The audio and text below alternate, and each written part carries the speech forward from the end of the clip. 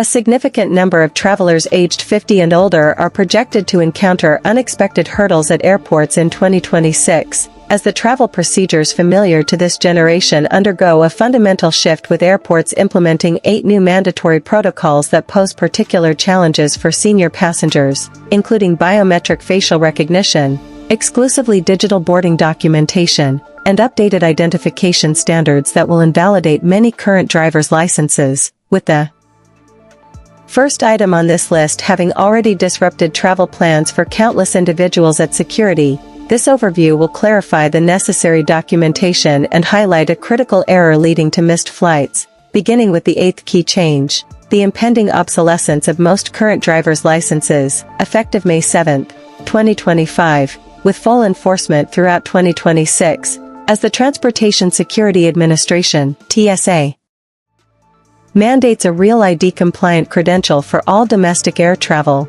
meaning a standard driver's license, regardless of its issue date, will no longer be sufficient for TSA clearance unless it bears a small gold star in the upper right-hand corner denoting Real ID compliance, with TSA reports indicating that since the rule's introduction, thousands of passengers have been denied entry at security checkpoints due to non-compliant licenses, a considerable portion of those affected being seniors.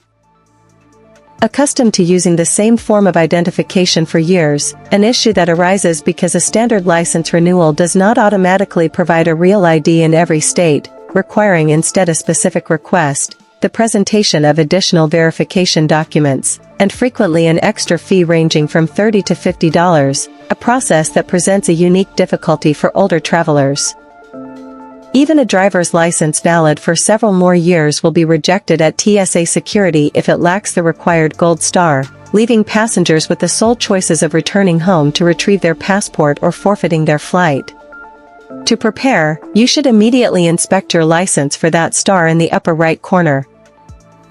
If it is absent, you must visit your state's Department of Motor Vehicles website and review the Real ID prerequisites, which mandate presenting original documents such as a birth certificate or passport, a social security card, and 2 proofs of residency like utility bills, with processing typically taking 2 to 4 weeks. A reliable alternative is to use your passport, which is always accepted for domestic flights as it meets Real ID standards. A simple rule is to carry your passport if your license has no star. A useful tip is that many states allow you to begin the Real ID application online, potentially reducing your in-person DMV time to under 20 minutes. Meanwhile, significant changes are also occurring for international travel, with the 7th major update involving Europe's newly stringent passport regulations that are more complex than many realize. Travelers planning a European trip in 2026 must note that their passport must be valid for at least 3 months beyond their planned departure from the Schengen area and, in a second often overlooked rule, must also be less than 10 years old from its original date of issue. This situation means a passport showing an expiration date years in the future could still be denied for entry into Europe if its original issuance date exceeds a decade, as confirmed by the U.S. State Department, which reports travelers being barred from flights despite their passports having unexpired validity. To avoid this, you must create an action plan. First, locate the issue date on your passport's data page and calculate its 10-year anniversary. If this date has passed or will occur before your travel, you need to renew immediately. Additionally, you must ensure your passport remains valid for at least 3 months beyond your scheduled return from Europe. The renewal can often be done by mail using Form DS-82 if your current passport is in good condition and under 15 years old, with standard processing taking 8 to 12 weeks or an expedited 3-week option for an extra $60. A practical tip is to take your own passport photo against a plain white background and use the government's free online photo tool, saving the fee typically charged at retail stores. However, the updated passport rules are only the start of Europe's new protocols, leading to the 6th major change, the mandatory collection of biometric data. The European Union's Entry/Exit System, EES, became operational in October 2025 and will be fully implemented at all European borders by April 2026, requiring the digital scanning of fingerprints and facial images from travelers.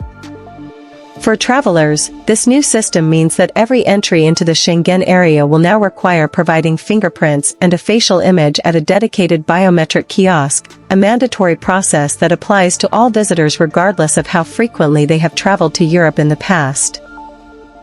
The purpose of this program is to precisely monitor the dates of entry and exit for each individual, thereby enforcing the 90-day visa-free limit with total accuracy and eliminating the previous reliance on potentially missed passport stamps. Early reports from airports that have already adopted the system indicate that immigration procedures now take considerably longer, with processing times potentially extending from a previous average of 15 minutes to between 60 and 90 minutes during busy periods. These new biometric kiosks present a particular challenge for older travelers, as the fingerprint scanners can have difficulty reading dry skin or fingers affected by arthritis or tremors. After multiple failed attempts, individuals are redirected to a manual processing line, which results in even greater delays. To navigate these changes, it is essential to arrive at the airport a full 4 hours before a European departure in 2026 to account for the extended immigration clearance, and a practical tip is to thoroughly moisturize your hands before approaching the kiosk, as dry skin is a common cause of scanner failures. It is advisable to proactively inform an immigration officer if you have arthritis to receive immediate assistance with the biometric process. For the facial scan, you should remove any eyewear and maintain a neutral, relaxed expression. While the initial registration into the system will require approximately 10 to 15 minutes of your time, subsequent entries will be significantly faster as your data is already on file. A useful guideline is that your first journey to Europe in 2026 will involve the longest border formalities, with future visits being more streamlined once your biometrics are registered in the ETIAS database. However, there is an additional prerequisite for European travel, a mandatory travel authorization that will cost €7. Beginning in October 2026, citizens of the United States, Canada, and Australia will be required to obtain an ETIAS, European Travel Information and Authorization System, approval before they are permitted to board any flight bound for Europe. This system is functionally similar to the ESTA program used for travel to the United States. The procedure involves completing an online application at least 96 hours prior to departure, answering a series of questions concerning your travel history, health status, and background, paying a fee of €7, approximately $7.50, and then awaiting electronic authorization. The authorization itself is digital and connected directly to your passport electronically, with no physical document issued. Official statements from the European Commission confirm that airlines will deny boarding to any passenger without an approved ETIAS, irrespective of a valid passport. While most applications receive approval within minutes, others flagged for further review may take the full 96-hour period to process, making it essential to apply well ahead of your travel date. To ensure compliance, you should develop a complete strategy. First, note that the ETIAS requirement begins in October 2026. You should submit your application at least one full week before your scheduled flight, avoiding any last-minute attempts. Use only the official application portal to avoid fraudulent sites. Before starting, gather your valid passport, a payment method like a credit card, your current email address, and the details of your first overnight stay in Europe. It is imperative to answer every question on the form truthfully, as providing incorrect or misleading information can lead to an automatic denial of your authorization. You should save the confirmation email for your records as a personal backup, even though the authorization is tied to your passport electronically. An ETIAS approval remains valid for 3 years or until the linked passport expires, whichever happens first. A crucial tip is to be vigilant against unofficial websites that fraudulently charge between $50 and $100 to process the application. The legitimate fee is only €7, and you can verify the official site by ensuring the web address contains europa.eu. Now, we turn to the upcoming changes in airport security procedures, but it is important to pause momentarily. If you intend to travel in 2026, you should immediately create a note on your phone with the reminders to verify your real ID status, check your passport's issue date, and prepare for the ETIAS requirement, as the following 4 developments pertain directly to the airport experience and are the primary sources of delay, expense, and anxiety for senior travelers. Having understood the prerequisites, the next significant update involves a major technological upgrade to airport security screening, as the Transportation Security Administration is deploying advanced CT scanners nationwide throughout 2026. These next-generation scanners create a detailed 3-dimensional image of your carry-on luggage, which will eliminate the need to remove laptops, tablets, and travel-sized liquids at security checkpoints equipped with this technology, effectively phasing out the familiar 3-1-1 liquid rule that limits containers to 3.4 ounces within a quart-sized bag at those locations. Major hubs including Atlanta's Hartsfield-Jackson, Chicago O'Hare, and New York's LaGuardia are currently testing these units, with the TSA confirming a nationwide rollout continuing through 2026. Another positive development is the relaxation of the shoe removal rule, as the enhanced scanning capability allows security personnel to inspect footwear while it is being worn, a change that significantly benefits travelers with mobility issues who find removing and putting on shoes difficult. However, a key point to remember is that the transition will not be simultaneous across all airports. Smaller regional facilities may not receive the new equipment until 2027 or later, meaning you must still be ready for standard screening procedures. To navigate this transition smoothly, you should visit your departure airport's official website before traveling to confirm whether CT scanners are in use, and if there is any uncertainty, you should continue to pack liquids according to the traditional 3-1-1 rule as a precaution. During security screening, you should keep your footwear on unless a TSA officer instructs you otherwise, although you must still remove all metal items from your pockets, a requirement that remains unchanged. For those enrolled in TSA PreCheck, which costs $78 for a 5-year membership and is highly recommended for travelers over 50, the expedited process of keeping shoes on and electronics in your bag within a dedicated line continues to apply. However, there is one area of packing regulations that is becoming more stringent. A strict new mandate requires that all lithium batteries must be placed in carry-on luggage and are now completely prohibited in checked baggage. This rule applies to portable chargers, spare camera and laptop batteries, and electronic cigarettes or vaping devices. The policy was enacted due to the risk of lithium batteries overheating or igniting if exposed to the extreme temperatures and pressure changes in an aircraft's cargo hold, with the Federal Aviation Administration citing several past incidents of fires originating from checked luggage.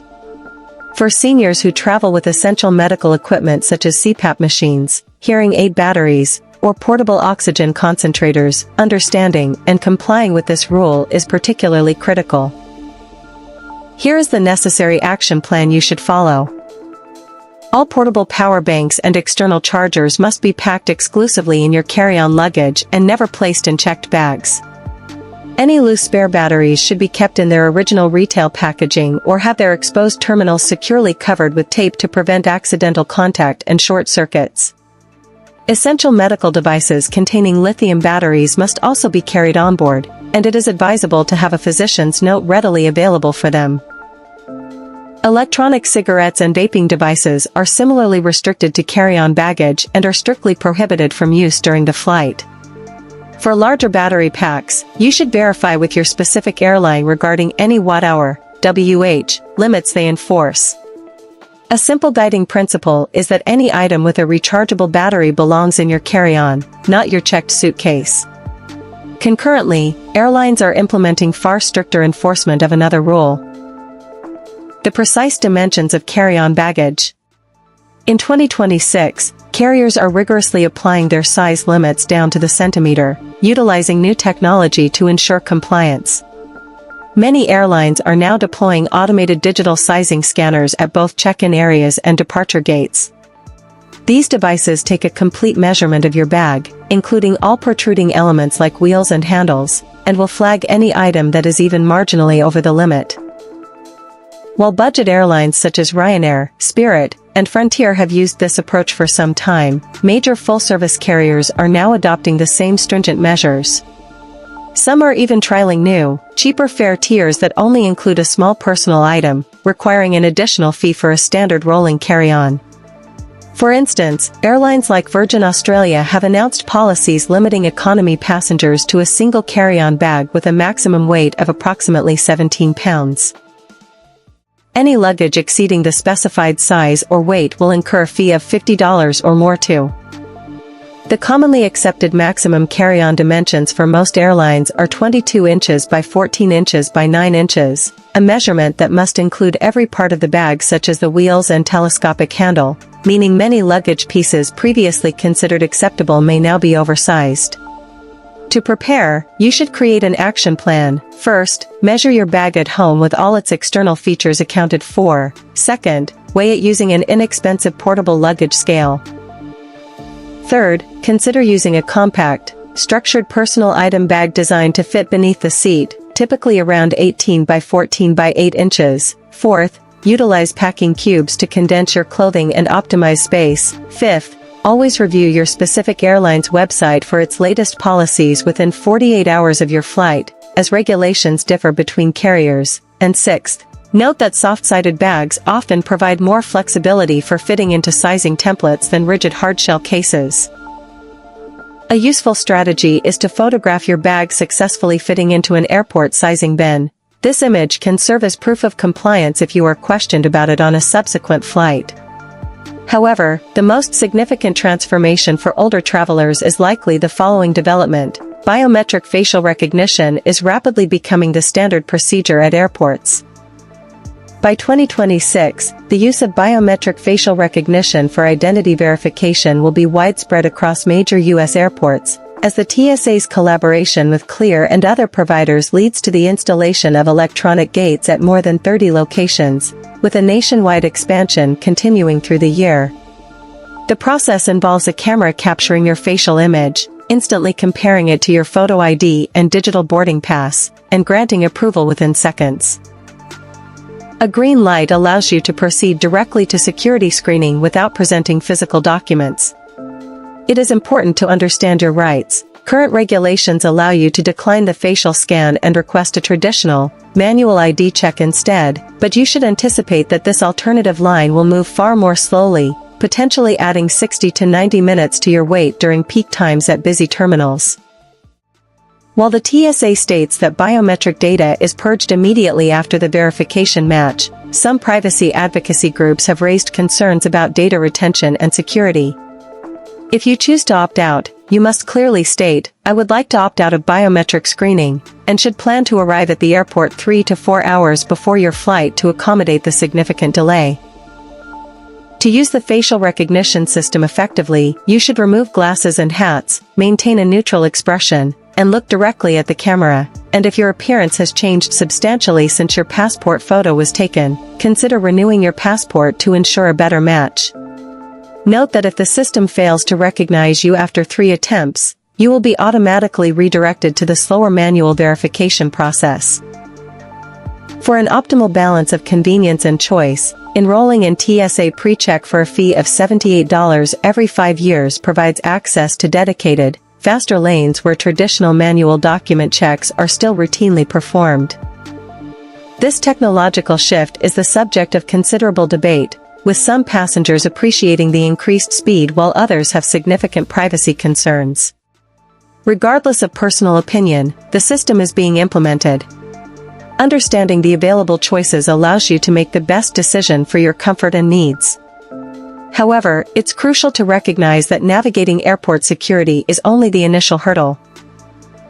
A separate and less publicized set of challenges can arise once you are on the aircraft, particularly concerning medical emergencies at 30,000 feet. The frequency of in-flight medical incidents has risen noticeably in recent years, and an airline's response protocol can determine whether a situation remains a minor disruption or results in a financial burden of tens of thousands of dollars. Being prepared with the new airport procedures will be of little help if a health issue occurs during the flight. Therefore, it is essential to also watch the following video, which details what airlines typically do not disclose about handling medical emergencies on board and identifies a critical document that can provide vital protection. After taking thorough steps to prepare for the airport, ensure that an unexpected mid-air event does not undo all your careful planning. I will explain everything in the next segment.